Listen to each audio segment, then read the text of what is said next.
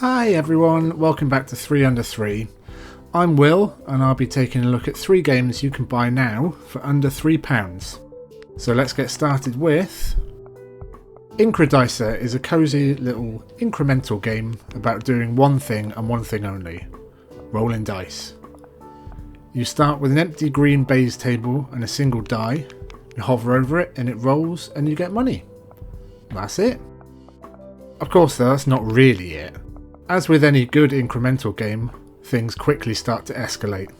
Soon you're buying upgrades, unlocking a surprisingly chunky skill tree with dark matter gathered from your dice rolls, and pretty soon you'll be wondering how a simple dice game got so out of hand.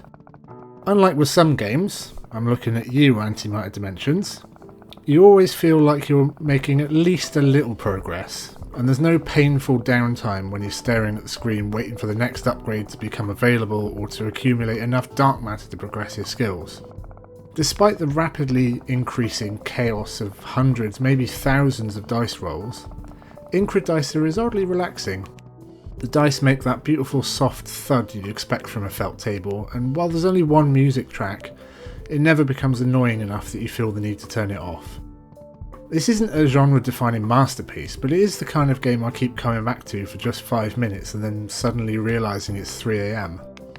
For under £3, that's a heck of a lot of value.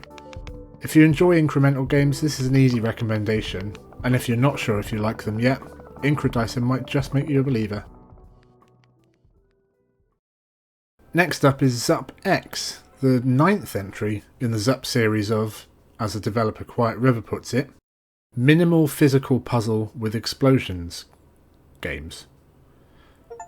Zup X drops you straight into the action with no tutorial at all, but don't worry, you'll immediately start unlocking achievements.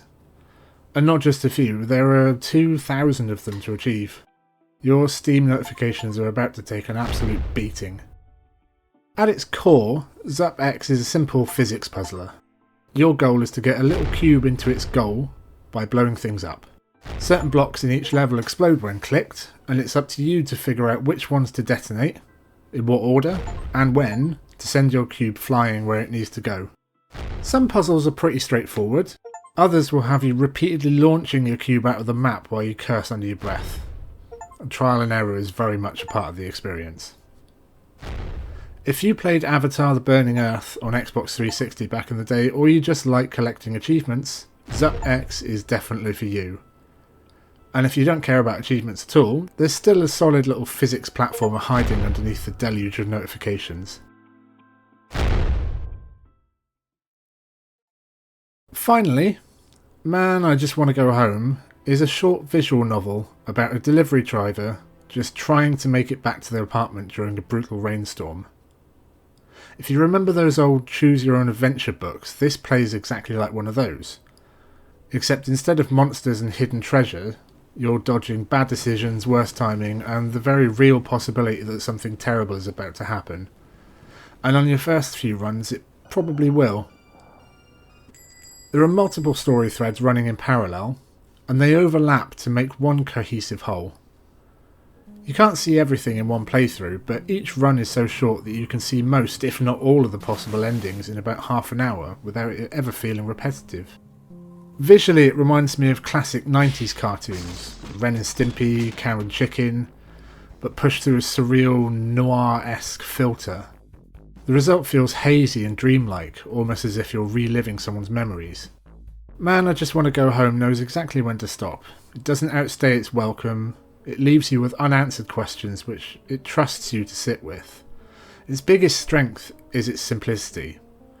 There's no padding or filler or unnecessary game modes, just a story that pulls you in and makes you care about the characters before you even realise it.